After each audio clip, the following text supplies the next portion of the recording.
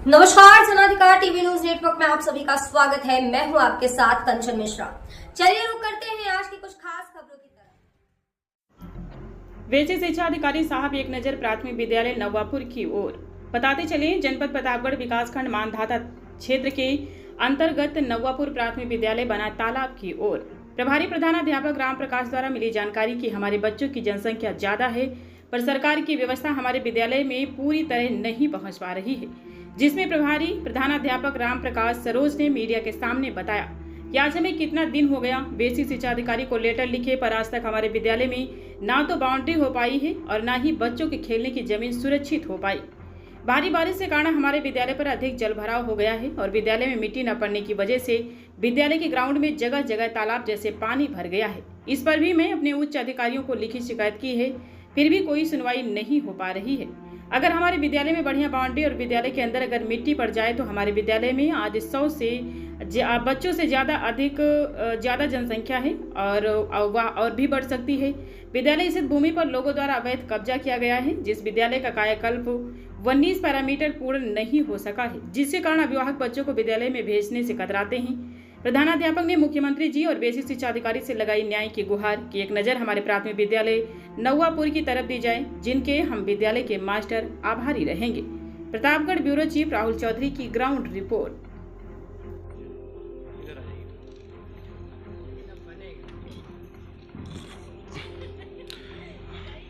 जी, सबसे पहले तो हम आपका परिचय जानना चाहते हैं। जी सर, मेरा नाम राम प्रकाश सरोज है। मैं जी। यहाँ पर प्रभारी प्रधानाध्यापक हूँ जी जी और यहाँ पर 4 ठीक। अध्यापक हैं शिक्षा मित्र को लेकर के। जी जी। और बच्चे जो हैं 105 जो नामांकन यहाँ पर है। और थोड़ा तेज बोले मास्टर साहब। तो नामांकन 105 का है सर, और उपस्थित कितने बच्चे रहते हैं?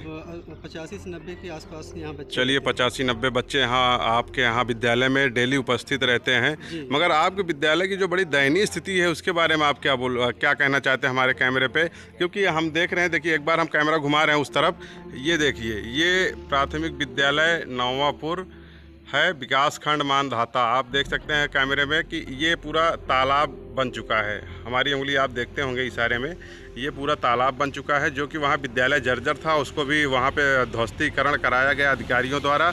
मगर यहाँ पे भाई साहब बाउंड्री क्यों नहीं है? यहाँ पे आप लोग बाउंड्री क्यों नहीं बनवा रहे? जो है 1995 का जो है ये विद्यालय का स्थापना हुई है जी। तब से जो है उसी दौरान जो है पूर्व प्रधान जो थे उन्होंने अपने दामाद को पट्टा दे दिए था आवास में, लेकिन उन्होंने किसी प्रकार का निर्माण नहीं कराया।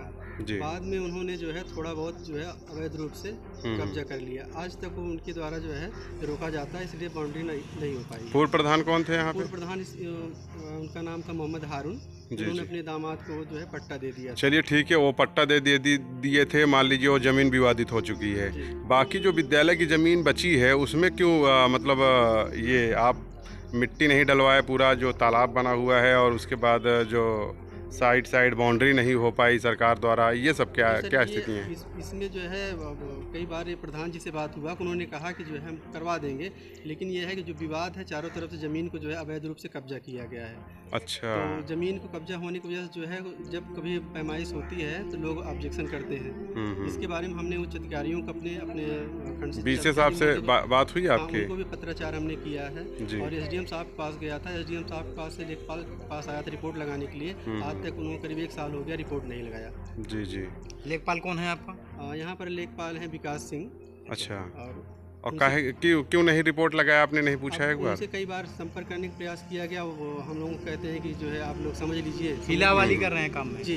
तो मास्टर साहब, आप बच्चों के बाकी बच्चों को आप अपने तरफ से क्या कुछ ज्ञान सहयोग आप करते हैं बच्चों को? क्या बिल्कुल, हम लोग जितना भी हो सकता है सरकार की जो मंशा के अनुसार जो भी योजनाएं आती हैं उसके अनुसार हम लोग पूरा प्रयास करते हैं, हम उस पर खरा उतरे। और हमारे यहाँ 19 पैरामीटर है, सिर्फ ये बाउंड्री की वजह से जो है सारा सब कुछ अधूरा पड़ा हुआ है। यहाँ पर अधिकतर जो है समय चोरी हो जाती है, एक बड़ी समस्या ये है, क्योंकि बहुत वीरान में है। बाउंड्री यहाँ होने की वजह से यहाँ पर चोरी होने की संभावना बनी रहती है। हर 6 महीने पे एक बार चोरी होती है, जिससे इसकी स्थिति और भी बदहाल हुई है। अच्छा।